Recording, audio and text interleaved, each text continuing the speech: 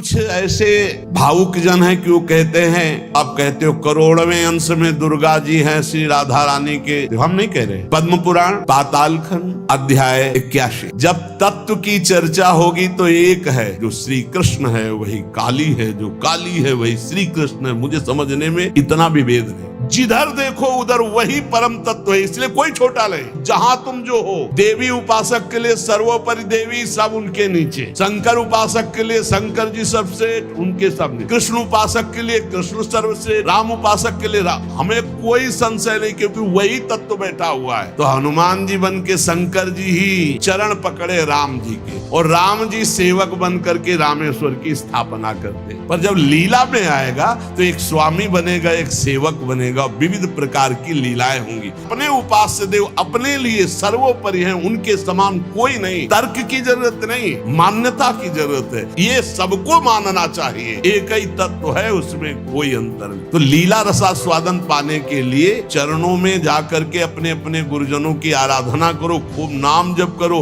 जब लीला चरित्र का प्रकाश होगा तब आप जान पाओगे। आप सर्वोपरि मानेंगे तभी तो आपका मन आराध्य देव में पूर्ण समर्पित होगा।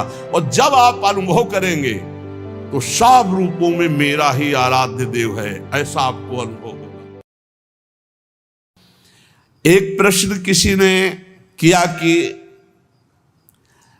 आप जो प्रायः ये कहते हैं कि श्री जी सर्वोपरि और उन्हीं के अंश से दुर्गादि शक्तियां हैं, तो मुझे चुभता है कि जैसे आपकी इष्ट राधा महारानी है, ऐसे हमारी इष्ट माता जी हैं। तो आप कहते हो करोड़वें अंश में दुर्गा जी हैं श्री राधा रानी के, तो हमको भी तो चुभता है कि आप कहते हो, हम नहीं कह रहे। तस्मात् शास्त्रम प्रमाणम ते कार्याकार्यो व्यवस्थित हो।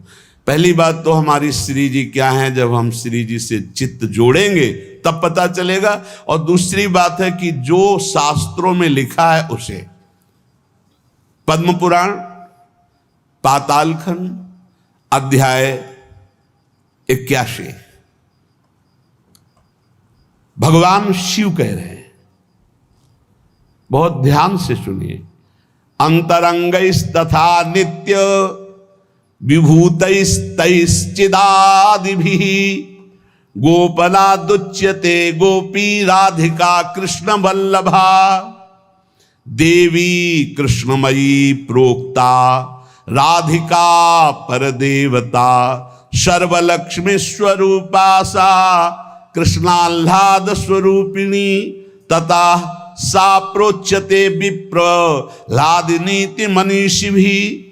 ध्यान से, तत्कला कोटि कोट्यंसा दुर्गाद्यास्त्रिगुणात्मिका सातु साक्षात् महालक्ष्मी कृष्णो नारायण प्रभु नैतयोर्विद्यते भेदः स्वल्पोऽपि मुनिषत्तमो इयं दुर्गा हरिरुद्रः कृष्णा शक्र इयं शची सावित्री इयं हरिर्ब्रह्मा धूमोर्णासौ यमो हरिः बहुना किं मुनिश्रेष्ठ बिना ताभ्यां न किंचन चिद चिद लक्षणं सर्वं राधा कृष्णमयं जगत् इत्थं सर्वं तयोरेव विभूतिं विद्धि नारद ना शक्यते मया वक्तुं वर्षकोटि शतैरपि। भगवान शंकर कैलाश में विराजमान है। देवर्षि नारद जी, शनकादि बड़े बड़े महापुरुषों की सभा लगी हुई, उस सभा में कह रहे हैं। नारद जी को संबोधन करके भगवान शिव कह रहे हैं, हे नारद जी, ये जो श्री कृष्ण प्रिया राधा है, ये महाचैतन्य शक्ति स्वरूपा जितनी भी देवियां हैं, ये सब इनके अंश से प्रकट हुई है। ये अंतरंग विभूति हैं, इसीलिए इनको कोई जानता नहीं। अत्यंत गोपन तत्व हैं, इसीलिए इनका एक नाम गोपी है। श्री कृष्ण सदैव इनकी आराधना करते, इसलिए नाम इनका राधा है। और ये सदैव श्री कृष्ण की आराधना में रहती, इसलिए इनका एक नाम राधिका है। ये और श्री कृष्ण दो नहीं है, श्री कृष्ण में राधा है, राधा में श्री कृष्ण है। ये राधा परा देवता है। जितनी भी लक्ष्मी आदि शक्तियां सब इन्हीं के अंश से हैं। आपको भगवान का आह्लाद कहा गया है, आह्लाद। और जब मूर्तिमान ये हुई तो राधा कह गई, किशोरी जी कह गई। और तत्कला कोटि कोट्यंसा, भगवान शिव बोल रहे हैं, तत्कला कोटि कोट्यंसा दुर्गाद्य त्रिगुणात्मिका। दुर्गा आदि जितनी त्रिगुणात्मिका दैवी शक्तियां हैं, ये इनके कला से करोड़वें अंश में प्रकट है। यही प्रकट है पर करोड़वें अंश में प्रकट है। हम नहीं कह रहे, ये भगवान शिव कह रहे हैं। जो राधा कृपा कटाक्ष पढ़ते हैं वो पढ़ के देखे, आखिरी में भगवान शिव कह रहे हैं, क्रियेश्वरी मखेश्वरी स्वधेश्वरी त्रिवेद भारतीश्वरी प्रमाण शासनेश्वरी। हमारे यहाँ सुधा निधि में महाप्रभु हरिवंश चंद्र जी कह रहे हैं, प्रेमणा सन्मधुरोज्वल हृदय संगार लीला कला वैचित्री परमावधिर भगवता पूज्य विकापी शता ईशानी च सची महासुख तनु शक्ति स्वतंत्रा परा श्री वृंदावन नाथ पट्ट महिषी राधयु सेव्यामम। बोले तत्कला कोटि कोट्यंसा, कला उन्हीं की कला, राधा की ही कला, श्री किशोरी जी के ही अंश से करोड़ों अंश में सब शक्तियों का प्रादुर्भाव हुआ। श्री राधा अपने अंश से महालक्ष्मी रूप धारण करती हैं, तो भगवान श्री कृष्ण नारायण रूप धारण करते हैं। मुनिश्रेष्ठ थोड़ा भी भेद नहीं है।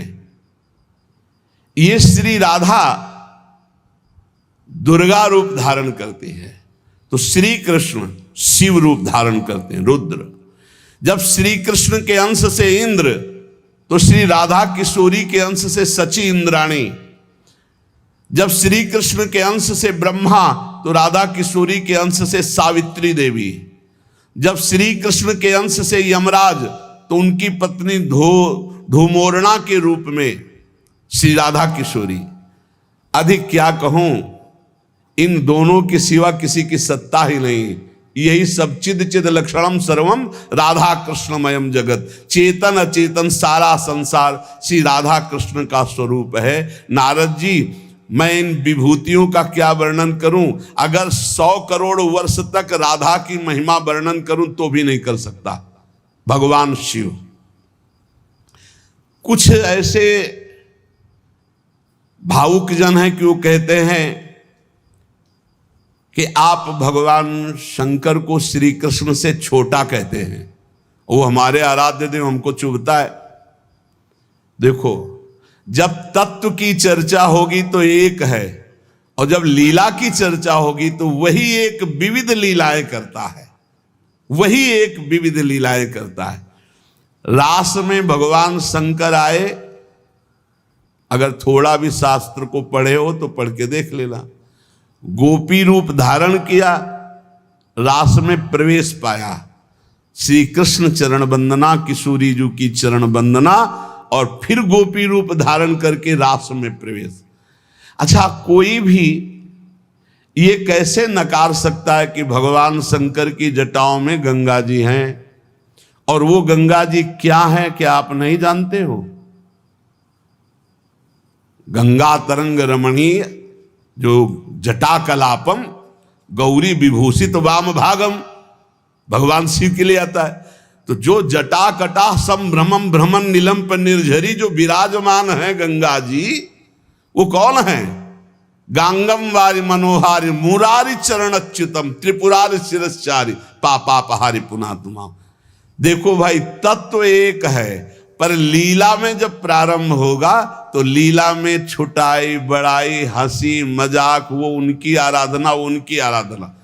तत्व एक है। अभी आप यहां सुन रहे हो कि जब श्री कृष्ण शिव रूप धारण करते हैं तो राधा किशोरी दुर्गा रूप धारण करती, यही है, कोई और थोड़ी है। पर जब लीला की बात आती तो वही भगवान शंकर गोपी रूप, आज भी भगवान गोपेश्वर का श्रृंगार होता है गोपी रूप में। शाम टाइम जल नहीं चढ़ता, नथुनी बाला और सब चुनरी धारण करके भगवान शिव गोपीश्वर के रूप में विराजते हैं। भगवान शंकर गंगा जी को नेत्रों से भी रोक सकते थे, लेकिन जटाओं में धारण किया कि श्री कृष्ण का चरणामृत है, वामन भगवान का चरणामृत है, वामन के रूप में श्री कृष्ण ही है। प्राणाधिक प्रियतमा सर्वाभ्याः सुंदरी परा, सर्वयुक्ता च सौभाग्य भाग्नि गौरवान्विता। हमारी जो श्री किशोरी जो हैं, एक यहां बात ध्यान रखनी है कि एक प्रश्न और आता है सभा में, जब चर्चा होती है तो उसको सुनकर के लोगों के अंदर प्रश्न आता है कि शिव पुराण में लिखा है कि भगवान शंकर सर्वश्रेष्ठ है, देवी पुराण में लिखा है कि इन्हीं से सबकी उत्पत्ति है। आप गणेश महिमा को देखो तो यम ब्रह्म त्वम ब्रह्म, सब कुछ जिस पुराण को देखो उसी से सृष्टि हुई है। इसका मतलब क्या है? गलत है क्या? जब तुम शिव पुराण पढ़ोगे तो शिव तत्व से ही सबकी उत्पत्ति है, सब कुछ शिव तत्व है। पढ़े हैं, जैसे आप कहा भगवान शंकर ने चिद चिद लक्षणम सर्वम राधा कृष्णमयम जगत, ऐसे कहा गया है हे भगवती हे भगवान, आपसे ही सृष्टि प्रकट है शिव पुराण में, क्योंकि जितनी माताएं वो सब भगवती हैं और जितने पुरुष हैं वो सब हे भगवान शिव, आपका ही स्वरूप है। चराचर जगत शिव और पार्वतीमय है। भगवान का ऐसा लिंग प्रकट हुआ शिव जी का कि 100 कल्प तक ब्रह्मा जी उतरते चढ़ते रहे, पार न पाया। फिर भगवान विष्णु उसमें पढ़ना शिव पुराण में, हम तो पढ़ करके बात कर रहे, आर पार नहीं पाया। भगवान शिव से ही नारायण का प्रादुर्भाव होता है, भगवान का प्रादुर्भाव होता है, भगवान शिव से ही ब्रह्मा का प्रादुर्भाव होता है। जब देवी भागवत पढ़ो तो सब कुछ देवी जी से प्रकट हुआ, तो क्या झूठा है क्या? पुराण कोई झूठे हैं क्या? तो अगर उनसे प्रकट हुआ तो इनसे कैसे? भागवत पढ़ करके देखो तो श्री हरि से, नाभि कमल से ब्रह्मा, ब्रह्मा की भ्रकुट से शंकर, रुद्र का अवतार। उधर पढ़ करके देखो तो उन भगवान शिव से ब्रह्मा और श्री हरि प्रकट होते हैं। देवी भागवत पढ़ करके देखो तो देवी शक्ति। ये है क्या? तत्व। तत्व एक है, वही परमात्मा है, वही। जब शिव पुराण पढ़ोगे तो सब कुछ शिव की, जब भागवत पुराण पढ़ोगे तो सब कुछ श्री हरि का, और जब देवी भागवत पढ़ोगे तो सब कुछ वही। देवी प्रपन्नार्थ हरे प्रसीद प्रसीद मातर जगतो खिलस्य प्रसीद विश्वेश्वरी पाहे विश्वम त्वमीश्वरी देवी चराचरस्य। हे देवी, तुम ही चराचर में व्याप्त हो, तुम ईश्वरी हो, तुम सर्वशक्तिमान हो, तुमसे बढ़कर कोई नहीं। क्या समझते हो? जो जहां है वही परम तत्व है और वो वही सब कुछ है। इधर से हम देखेंगे तो कृष्णाकार, उधर से देखोगे तो शिवाकार, उधर से देखोगे तो दुर्गा में, उधर से देखोगे काली में। जो बोलो वही परम तत्व है। पर जब हम लीला का गायन करते हैं तो लीला में विभाग हो जाता है। वही एक परमात्मा, वेद कहता है एकोहम बहुश्यामा, मैं एक बहुत रूपों में हो जाऊं। अब वही परमात्मा शासक बन गया, वही शासित हो गया, वही धर्मात्मा बन गया। उसी के छाती से धर्म प्रकट हुआ, उसी के पीठ से अधर्म प्रकट हुआ। अधर्म करने वाला दंडनी हो गया, धर्म करने वाला बंदनी हो गया। लेकिन दंडनी और बंदनी में दोनों में एक तत्व विराजमान है, तत्व में अंतर नहीं। ये जो समझते नहीं ना, लीला को समझते नहीं है और तत्व को समझते नहीं, तो ये झगड़ा करने लगते हैं कि शिव को छोटा कैसे कह दिया। पूछो शिव जी से जाके, अरे उनको देखो तो रात दिन भगवत श्री हरि चर्चा करते रहते, और हरि को देखो, उनसे पूछो जाके कि तुम्हारे आराध्य देव कौन है, बोलेंगे शंकर। हरि से पूछो कि तुम्हारा गुरु कौन, बोले शंकर। और शंकर जी से पूछो तुम्हारा आराध्य देव को, बोले हरि। और हम आपस में लाठी चलाएं। अरे वो एक है, वो एक है, वो अनेक है। अनेक होते हुए भी एक है, एक होते हुए भी अनेक है। इस बात को समझो। जब देवी भागवत, तो देवी ही सब कुछ है, देवी के ही अंश से राधा है। समझिए आप, जब हम वृंदावन से बोलेंगे तो राधा के अंश से देवी है। जब आप शिव पुराण से बोलेंगे तो शिव के अंश से हरि है, और जब भागवत पुराण से बोलेंगे तो हरि के अंश से शिव है। आप इस बात को समझिए, जब लीला का बात, लीला प्रसंग आएगी तो उसमें भेद हो जाते हैं। जैसे ब्रह्म ऋषियों ने विचार किया कि इन तीन महान भगवत स्वरूपों में कौन सबसे बड़ा है। क्या उन ब्रह्म ऋषियों को पता नहीं कि हरि ही ब्रह्मा है, ब्रह्मा हरि ही शिव है, शिव ब्रह्मा और हरि में किंचित मात्र भेद नहीं। स्वयं भगवान बोले मैं ही हर हूं, मैं ही विधि हूं, मैं ही हरि रूप हूं। जगह जगह वर्णन है। लेकिन जब भृगु जी परीक्षा के लिए गए तो ब्रह्मा जी के सामने जाके ऐसे खड़े हो गए। यह भद्रता है गुरुजनों के सामने ऐसे खड़े होना, ऐसे नहीं खड़े हुआ जाता, ये अभद्रता कही जाती। गुरुजनों के सामने सावधानी पूर्वक हाथ जोड़कर या बहुत नम्र ऐसे। अब वो गए ऐसे खड़े हो गए। ब्रह्मा जी ने कहा तो सभा की मर्यादा के विरुद्ध है, पर भृगु जी उनके पुत्र हैं, थोड़ा गुस्सा आया पर शांत रहे। शंकर जी के पास गए, बोले आओ भाई, बहुत दिनों बाद आगमन हुआ भृगु जी से। बोले हम तुम्हारे गले नहीं लगते हैं, परम पवित्र रहते हैं। उठाया त्रिशूल उन्होंने कि हमको।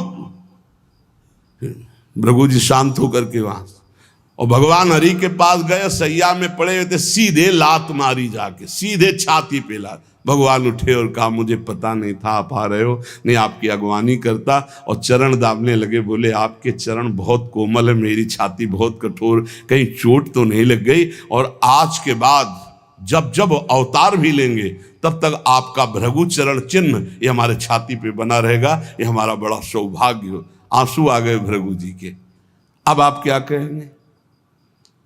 कोई छोटा बड़ा नहीं। जब लीला होती है और एक ही तत्व है तो रंगमंच पर वही सब रूप धारण किए, जगन नाटक वही भवा, इस बात को सब। पर जब हम किशोरी जी की बात कहेंगे तो किशोरी जी के अंश से सब शक्तियां हैं। और जब आप दुर्गा की बात करें तो आपको वहां से दिखाई देगा किशोरी जी दुर्गा जी के अंश है, क्योंकि इधर से अंश वो, उधर से अंश वो उनकी अंशी, वो उनकी अंशी, कोई अंतर नहीं। इधर से हम बोलेंगे श्री कृष्ण के अंश से शिव, और जब शिव पुराण में पढ़ोगे तो शिव जी के अंश से श्री कृष्ण। अब इसमें संशय थोड़ी, क्योंकि वही एक तत्व है, विविध प्रकार से लीला कर रहा है। इसलिए भ्रम का तो ध्यान छोड़ दो, भ्रम छोड़ दो। जब जब जैसा अवसर आया वही रूप धारण किए तत्व विराज। पर जब लीला की चर्चा होगी तो माधुर्य रस में ऐश्वर्य का प्रवेश नहीं, भगवान के ऐश्वर्य का प्रवेश नहीं, तो और ऐश्वर्य शक्तियों की तो बात जाने दो। कभी आपको कोई भी शास्त्र मिला हो कि ब्रज में सुदर्शन चक्र का प्रयोग भगवान ने किया या प्रवेश हुआ, तो हमें बताना। कभी दिव्य वैभव का प्रयोग, क्योंकि ये माधुर्य का क्षेत्र है, ये जो ब्रज है ये वात्सल्य माधुर्य। कभी सुदर्शन चक्र से ब्रज में किसी को मारा हो, मुझे तो याद नहीं है। आप लोगों को कोई याद आवे तो हमको भी बता देना, क्योंकि अभी तक तो नहीं पढ़ा है। आगे अगर किसी को लगे, दूध पीते हुए पूतना को मारा, प्रवेश करके अगासुर को मारा, फाड़ के बकासुर को फेंक दिया, और उसका पैर पकड़ के धेनुकासुर को मारा। बस यही थप्पड़ घूसा इसी से पहुंचा दिया है। ना तो कौमोदकी गदा आई है, ना प्रभु की तलवार आई है, ना यहां सुदर्शन चक्र आया है, ना यहां दारुक सारथी रथ लेके आया है। ये ऐश्वर्य नहीं, ये प्रेम देश है, ऐश्वर्य का प्रवेश नहीं है यहाँ। और जहां कहीं ऐश्वर्य का कुछ दिग्दर्शन कराना चाहा तो वहां वात्सल्य ने डांट लगा दी है। जैसे मुख में जब मिट्टी खाई हो ऐश्वर्य दिखाना शुरू किया तो वात्सल्य ने डांटा है, यहाँ नहीं। तो तुरंत मैया को लगा है मेरी आंखों का दोष कोई है, ये तो मेरा लाला है, ऐश्वर्य का। अब जब निकुंज की बात आती है तो इसमें तो बिल्कुल ऐश्वर्य का प्रवेश नहीं है। ब्रज में तो आप थोड़ा ऐश्वर्य की झलक दिखा दिए, अंतर ध्यान हो गए, लेकिन निकुंज में कहीं नहीं कि अंतर ध्यान की लीला एक बार भी हुई हो। निकुंज में बताना पूरे वाणियों को पढ़ करके। अब जो निकुंज रस है इसमें कहीं वर्णन नहीं है कि अष्टभुजा का प्रवेश है या षोडश भुजा का।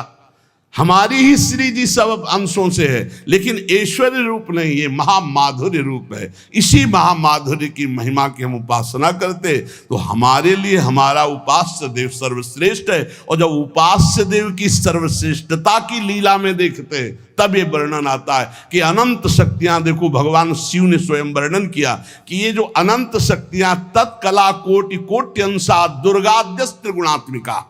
अब देखिए, वही प्रभु है शक्ति, वही है शक्तिमान, किंचन मात्र अंतर नहीं। लेकिन प्रभु आदेश करते हैं कि मैं अब अवतार लेने जा रहा हूं, भागवत में पढ़ के देख लेना, तुम हे महाशक्ति बलराम जी का कर्षण करके रोहिणी के गर्भ में डालो और मैं स्वयं अवतार लो। तुम जाकर नंद बाबा के यहाँ कन्या रूप से पूरी लीला पढ़ के देख लो। और नाम चामुंडा, कुष्मांडा, दुर्गा आदि तुम्हारे विविध नाम भगवान ने रखे और तुम सबकी कामना पूर्ण करने वाली होगी। जाओ, मेरा आदेश है, ऐसा करो। भगवान ने आदेश किया, शक्ति कार्य कर रही।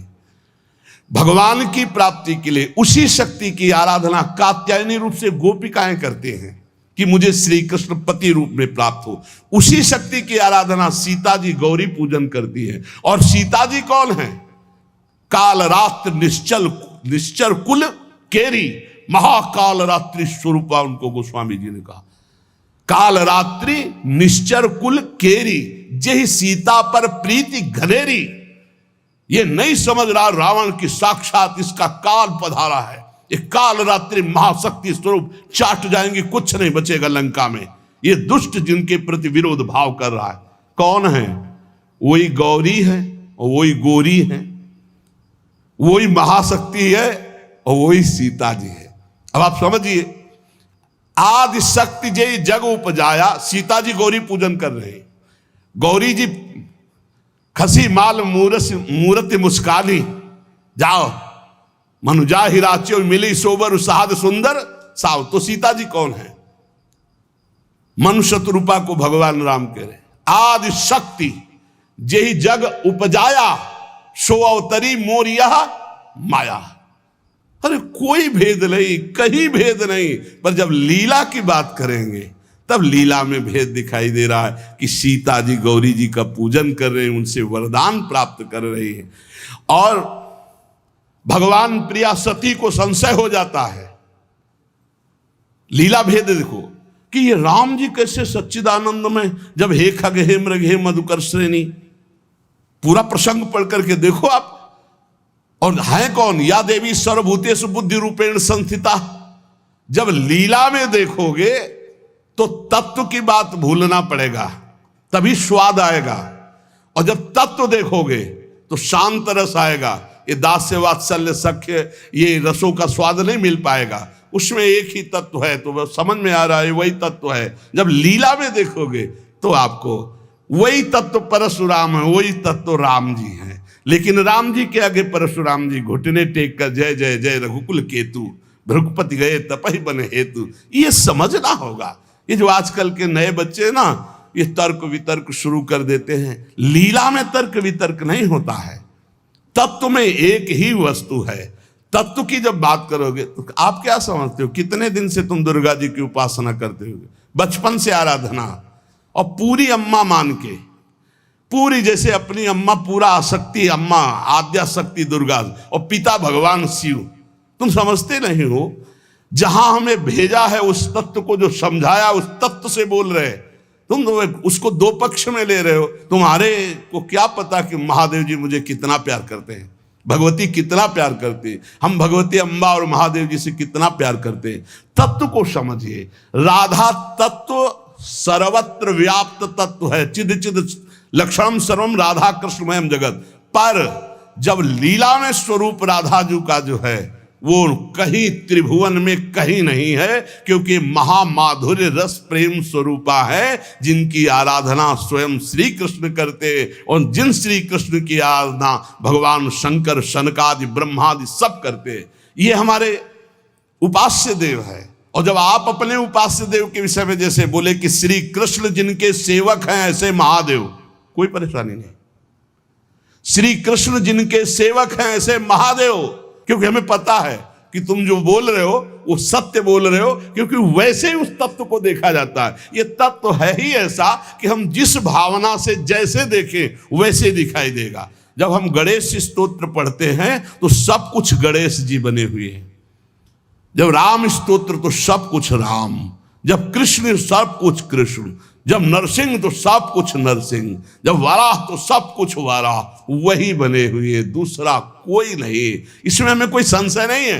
तुम्हें कितना ज्ञान है? उनके पति हैं शिव ज्ञान समुद्र, वो कह रहे हैं, हम तुम्हें पूरा परिचय के साथ बता रहे। पद्म पुराण पाताल खंड अध्याय 81 उसमें कह रहे तत्कला कोटि कोट्यंसा दुर्गाद्यास त्रिगुणात्मिका। कभी रास का स्वाद लिया है?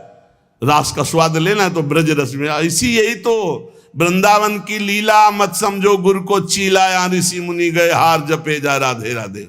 ऋषि मुनि गए हार जपे जा राधे राधे, प्रियालाल हैं प्रियालाल। अगर हम जो बोलते हैं उसकी बात को समझ लेना, कह दो कहाँ प्रमाण है तो हमारी छाती प्रमाण है, खिलवाड़ मत समझना। अगर तुमने राधा किशोरी की अवहेलना करके कहा कि अम्बा, जब जड़ भरत जी के ऊपर गड़ासा चलाने की बात अम्बा के ही सेवकों ने किया तो भद्रकाली सहन नहीं कर पाई और मूर्ति फोड़कर प्रकट हो गई, काट के फेंक दिया अपने ही उपासकों को। होश में रहे ना, राधा किशोरी है। तत्व से बोलोगे तो मुझे कभी कोई संशय नहीं, सब एक हैं।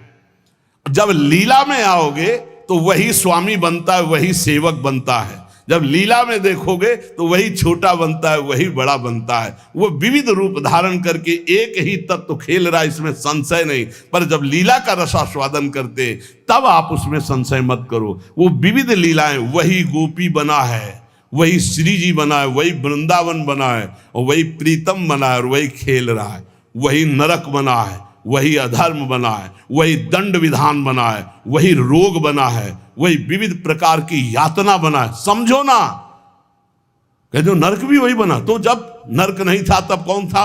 श्री कृष्ण। और जब नहीं रहेगा तब कौन है? श्री कृष्ण। तो बीच में जो भास रहा है नरक, वो है कौन? श्री कृष्ण। अब ये जान जाओ तो नरक ही नहीं है, परम पद के अधिकारी हो गए। जब यही नहीं जान रहे तो वो दुखप्रद है, अगर जान गए तो वो सुखप्रद है। अगर जानकारी का भी विस्मरण हो गया और सच्चिदानंद में स्थित तो आप ही वो हो, जानत तुम्हें हो जाए। तुम भी वही हो जो शिव, जो कृष्ण। जब तत्व में आओगे तो तुम भी वही हो, कोई किंचन मात्र अंतर नहीं। वही एक परमात्म तत्व विविध रूप में खेल रहा। चिद चिद लक्षणम सर्वम राधा कृष्णमयम जगत ईशावास्यमिदम सर्वम यत् किंचे जगत्याम जगत। और सच्ची मानो बिना भजन के समझ नहीं सकते रे, हमारी भाषा समझ ले। ये तर्क वितर्क से नहीं समझ सकते। जब तक ब्रह्मचर्य नहीं रहोगे, पवित्र आहार नहीं करोगे, लाखों नाम जप नहीं करोगे, तब तक वैसे समझ जाओगे ये कोई बातों का विषय है। भजन नहीं करोगे, परमात्म तत्व तुम्हारे तर्क वितर्क से समझ में आएगा। इसलिए समझा देते कि समझ लो, तुम्हारा मंगल हो जाए। और अगर ऐसे पक्ष और विपक्ष की भावनाएं रखोगे तो तुम्हें संतों में दोष दर्शन हो जाएगा। पक्की बात समझ लो। इसलिए बहुत सावधान। यहां से जो चर्चा होती है वो भगवत प्रसाद स्वरूप होती, उसका पान करो तर्क छोड़ करके। खूब नाम जप करो, डट के बन जाओगे। खूब संतों की चरण धूलि माथे पे। हाँ, लहु गणित तत्तपसा न याति न चेज्या न निरूपणात् गृहाद्वा न छंदसा न जलांग सूर्यो बिना महात्पाद रजोभिषेकम। रज लगाओ संतों की चरणामृत पियो, संतों के वचनों का श्रद्धा विश्वास पूर्वक बढ़िया मंगल में ज्ञानी हो जाओगे। आपको कोई संशय नहीं रहेगा। पर लीला में बड़ा अंतर है। जब विमान पे चढ़ा हुआ जो वृत्तासुर बने थे, चित्रकेतु उनका नाम था, और जब भगवान शिव को वो ऐसे शब्द जो नहीं बोलने चाहिए वो बोल रहे थे तो अंबा जी गुस्सा हो गई। तो भगवान शिव ने कहा था कि तुम्हारे क्रोध और श्राप का उसके ऊपर कोई फर्क नहीं पड़ेगा। क्यों? बोले श्री हरि का निज जन है, साप दे दिया जा, दैत्य हो जा, क्या फर्क पड़ा? अंतिम समय जो वृत्तासुर की स्थिति है वो देख लो। जो भगवान शिव ने, कोई फर्क नहीं पड़ने वाला। क्यों? वो भगवान श्री हरि का निज जन है, भगवान का जन, भगवान शिव का है। भगवान शिव को भी गुस्सा नहीं आया, अंबा जी को गुस्सा आ गया। ये ऐसे जगत गुरु भगवान शिव से ऐसे नहीं बात करना चाहिए, विमान से उतरकर साष्टांग दंडवत होना चाहिए। त्रुटि है तो भगवान शिव ने कहा त्रुटि होते हुए भी श्री हरि का, इसलिए इसके ऊपर कोई फर्क नहीं पड़ेगा। और नहीं बना, वृत्तासुर मिला तो ऐसा वृत्तासुर बना कि हाहाकार त्रिभुवन में मच गया, होश उड़ गए देवताओं के। तब दधीच की हड्डियों से वज्र का निर्माण हुआ। जब देखा कि हाथ में ऋषि का जो अस्थिपंजर, उसी से वज्र का निर्माण हुआ है, तो कहा देवराज ये मत सोचना मैं वज्र से डर रहा हूं, रुक जाओ। भगवान हरि से बात की, जैसे छोटा सा बछड़ा अपनी माँ की, जैसे घोंसले में बिना पंख उगे हुए बच्चा चिड़िया का अपनी माँ का, जैसे परदेश गए हुए पत्नी अपने पति का चिंतन, हे नाथ ऐसे ही हमारी वृत्ति आप में लगी रहे। और आज चलाओ, ये अमोघ है, चिंता मत करो, ये अमोघ है, मेरे ऊपर चलाओगे विध्वंस हो जाऊंगा, क्योंकि मैं जानता हूं ये क्या स्थिति वृत्तासुर की। अंतिम समय एकदम भगवदाकार वृत्ति जो बड़े बड़े ब्रह्म ऋषियों की होती है, वही महाभागवत वृत्तासुर की। इसलिए हरि सर्वत्र सब रूपों में व्याप्त है, इसमें कोई संशय नहीं। मत्तः परतरम नान्यत् किंचिदस्ति धनंजय। पर पुराणों में जो है, जहां जिस पुराण की चर्चा वही सर्वोपरि है। अगर देवी भागवत तो सर्वोपरि, उसी से सबका प्रादुर्भाव, शिव पुराण तो सर्वोपरि, उसी से सबका प्रादुर्भाव, गणेश तो उसी से सबका प्रादुर्भाव, आदि गणेश जिसकी पूजा ब्याह में माता पार्वती और भगवान शंकर भी करते हैं। जिधर देखो उधर वही परम तत्व है, इसलिए कोई छोटा नहीं। पर जब लीला में आएगा तो एक स्वामी बनेगा, एक सेवक बनेगा, विविध प्रकार की लीलाएं होंगी। लीला में प्रश्न नहीं, तत्व में अगर प्रश्न उठाओ तो एक ही तत्व है, उसमें कोई अंतर नहीं। पर जब लीला होती है, जैसे अब शिष्य की लीला, गुरु की लीला, अपराधी की लीला, जीवन मुक्त की लीला, लेकिन तत्व एक ही है, तत्व में अंतर नहीं है। अब तत्व का भाव अंदर जब जागृत हो जाएगा तो जानत तुम्हें हो जाए, वो वही बन जाएगा, उसमें कोई अंतर नहीं। पर लीला में अंतर जीवन भर बना रहेगा। तत्वबोध होने के बाद ऐसा थोड़ी कि गुरु के समान जाकर आसन में बैठ जाए, चाहे जितना बड़ा तत्व ज्ञानी हो, जब गुरु बैठे होंगे तो सर झुका के उनके चरणों में बैठेगा। तत्वबोध हो चुका, जानत तुम्हें हो जाए, वो भगवान स्वरूप हो चुका है, लेकिन गुरु है इसलिए नीचे बैठेगा। इसलिए कभी कोई भगवत चरित्रों पर संशय ना करे, कोई छोटा बड़ा नहीं है। पर जब खेल खेलने में उतरते हैं तो वही तत्व छोटा बनता है, वही बड़ा बनता है, वही स्वामी बनता है, वही सेवक बनता है। विविध प्रकार से वो जगन नाटक वैभवा अपने जगत में नाटक का स्वरूप करके वो वैभव प्रकाशित कर रहा है। ये खेल जान जाओ, या रहस्य रघुनाथ कर बेग न जाने कोई, जो जाने रघुपति कृपा तो सपने मोह न होए। ये जो अज्ञान की बातें करते हैं, इनके अंदर भजन नहीं, इसलिए जान नहीं पाते। प्रवचन धंधा नहीं, प्रवचन है ये जो तुम्हारे हर दुर्गुण दुराचार का नाश करके तुम्हें सतमार्ग में स्थापित कर देगा। ये वो नहीं है, ये कोई धंधा नहीं, ये केवल भगवत प्राप्ति के लिए। और यहां जितनी चर्चा होती है वो सब उसी एक तत्व की होती है, और उसी एक तत्व में कोई स्वामी है, कोई सेवक है, कोई महान है, कोई छोटा है, बस तत्व में अंतर नहीं। आपने लाखों बार सत्संग में सुना होगा कि तत्व एक ही है, इसमें कभी संशय नहीं है। हाँ, जब उसकी लीला चलती तो लीला में भेद है, और लीला रसास्वादन में भेद है, और रस की भाव गरिमा में भेद है। जैसे कोई सखा है तो कोई दास है, कोई गोपी है तो कोई सहचरी है, और अलग अलग भावों से उसी परमात्मा तत्व का रसास्वादन हो रहा है। अंतर की, इसलिए सब संशय छोड़कर एकमात्र भगवद आश्रित जहां तुम जो हो। गणेश उपासक के लिए सर्वोपरि गणेश, सब उनके नीचे। देवी उपासक के लिए सर्वोपरि देवी, सब उनके नीचे। शंकर उपासक के लिए शंकर जी सर्वश्रेष्ठ, उनके सामने। कृष्ण उपासक के लिए कृष्ण सर्वश्रेष्ठ, राम उपासक के लिए राम। हमें कोई संशय नहीं, क्योंकि वही तत्व बैठा हुआ है। पर जब लीला में देखो तो हनुमान जी बन के शंकर जी ही चरण पकड़े राम जी के, और राम जी सेवक बन करके रामेश्वर की स्थापना करते। लीला में तुम कहां काट सकते हो? लीला में तर्क वितर्क नहीं, एक ही तत्व है, उसमें कोई अंतर नहीं। इसलिए बहुत सावधानी पूर्वक संतों के वचनों को सुना जाए और अपने चित्त में धारण करके भगवदानंद की प्राप्ति की जाए, जिसके लिए हमको अवसर मिला है। कहीं हम इधर उधर दोष दर्शन करके अपने परमार्थ से भ्रष्ट ना हो जाएं, इसे ध्यान से सुन लो। जो जिनकी उपासना कर रहा है उसके लिए वो सर्वोपरि है। सर्वोपरि इसलिए कि वही सर्वोपरि तत्व है, दूसरा कोई नहीं है। पर जो जहां उपासना कर रहा है उसके लिए ये गर्व होना चाहिए कि हमारे उपास्य देव सर्वोपरि हैं। तर्क की जरूरत नहीं, मान्यता की जरूरत है। आप सर्वोपरि मानेंगे तभी तो आपका मन आराध्य देव में पूर्ण समर्पित होगा। और जब आप अनुभव करेंगे तो सब रूपों में मेरा ही आराध्य देव है, ऐसा आपको अनुभव होगा। और यही अनुभव होना परम सत्य अनुभव होना है। इसलिए खूब नाम जप करो, अच्छे आचरण करो, तर्क वितर्क मत करो। लीला अलग क्षेत्र है, तत्व ज्ञान अलग क्षेत्र है। तत्व का बोध होना और लीला में प्रवेश होना, दोनों में बहुत अंतर है। जब लीला की बात आएगी तो तत्व अंतर ध्यान हो जाता है, नहीं तो कैसे ध्यान है। मेरे प्रभु, इस समय मेरे प्रभु को शयन कराना है, मेरे प्रभु को भोग लगाना है, इस समय मेरे प्रभु को मंगलारती, इस समय मेरे प्रभु को जल पिलाना है, इस समय मेरे प्रभु को इत्र लगाना है। ये हम तत्व से थोड़ी देख रहे, हम भाव से देख रहे। भावोत्सवेन भजताम रस कामधेनु। और जब हम भाव से देखते हैं तब हमको ये दिखाई देता है कि हमारी श्री जी के समान केवल श्री जी है, दूसरा कोई नहीं है। क्योंकि दूसरा कोई है ही नहीं। मेरे तो गिरधर गोपाल, दूसरो न कोई। ये हमको देखना, मीरा जी से लड़ना थोड़ी है। कहेंगे करो पूजा भाई, हमको परेशान कब कर रहे हैं। हम तो कह रहे मेरे तो गिरधर गोपाल, दूसरो न कोई। उनकी नंद कह रही थी ये हमारी कुल देवी पूजा को, बोले करो ना। बोले नहीं तुमको करना पड़े। बोले हम तो नहीं करेंगे, हमारे तो गिरधर गोपाल, दूसरो न कोई। जाके सिर मोर मुकुट मेरो पति सोई।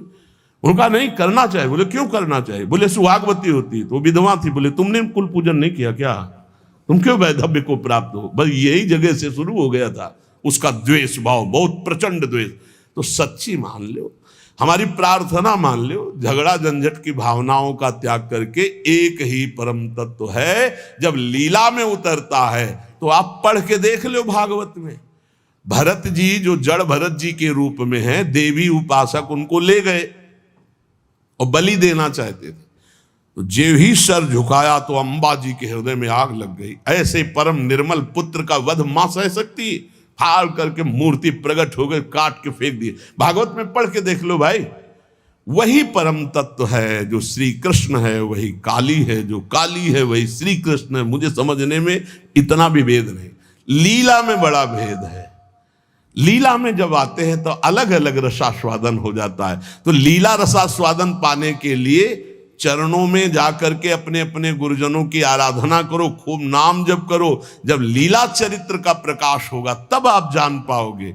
और श्री किशोरी किशोर जी का ये अद्भुत विलास, जो भगवान ब्रह्मा सनकादि शिवादि जिसका जस गाते हैं और याचना करते हैं, जो रज शिव सनकादि की याचत। अब कैसे रसमयी ग्रंथों में प्रवेश नहीं तो बाहरी लोग नहीं समझते, पर हम अपने सत्संगी जनों से कहते हैं अपनी उपासना में अपने आराध्य देव के समान कोई नहीं है।